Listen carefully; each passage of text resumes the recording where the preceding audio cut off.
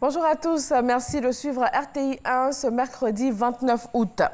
À compter d'aujourd'hui et jusqu'au 2 septembre, le chef de l'État ivoirien est en visite d'État en Chine. Au programme, la signature de plusieurs accords de coopération entre les deux pays. Le président Alassane Ouattara va aussi prendre part à un forum économique sur la transformation des produits agricoles.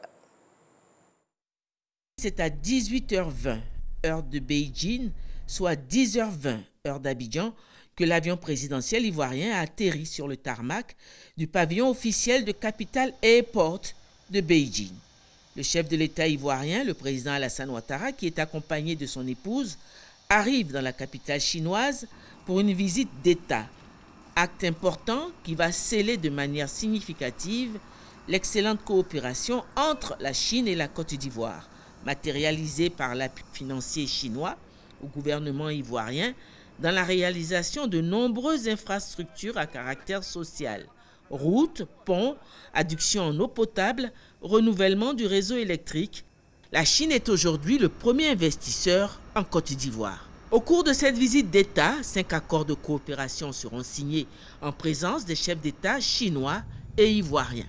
Le protocole officiel chinois ne prévoyant pas d'accueil avec faste à l'aéroport, le président de la République a été accueilli à sa descente d'avion par le vice-ministre des Affaires étrangères, Chen Ziedong.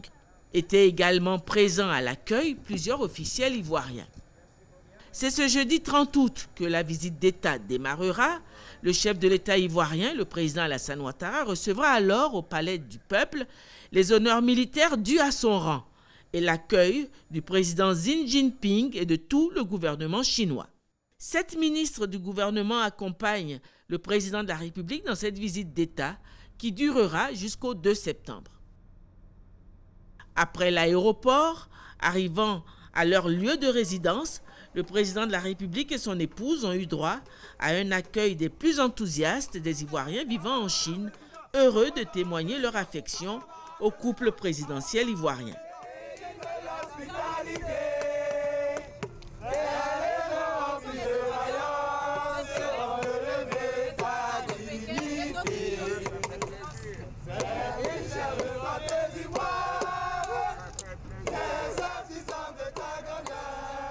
Après la visite d'État, le président de la République participera toujours à Beijing au 3e sommet du Forum de coopération sino-africain qui réunira du 3 au 4 septembre une quarantaine de chefs d'État africains avec les autorités chinoises au plus haut niveau. Ce séjour du président de la République Alassane Ouattara en Chine ne vise qu'un seul et noble objectif, le développement de la Côte d'Ivoire. Retour en terre ivoirienne où ce mercredi marque la fin des dépôts de candidature pour les élections municipales et régionales d'octobre prochain. La commission électorale indépendante reçoit les dossiers de candidature depuis le 14 août dernier. Le RHDP annonce le dépôt des dossiers de ses candidats pour cet après-midi. Le village d'Atienkara, dans le département de Katiola, a vécu des heures chaudes hier mardi.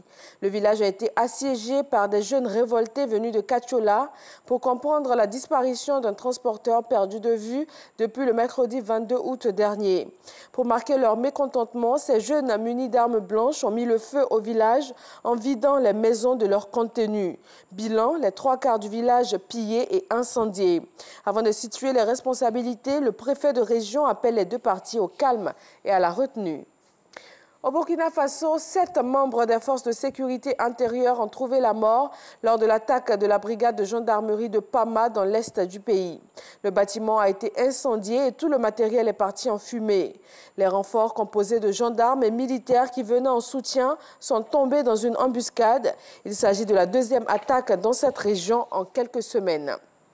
Au lendemain d'accusations de génocide à l'encontre des minorités rohingyas en Birmanie, plusieurs pays dont les États-Unis, le Royaume-Uni, la France, les Pays-Bas, la Suède ou encore le Koweït réclament une justice internationale pour les responsables militaires birmans de la répression.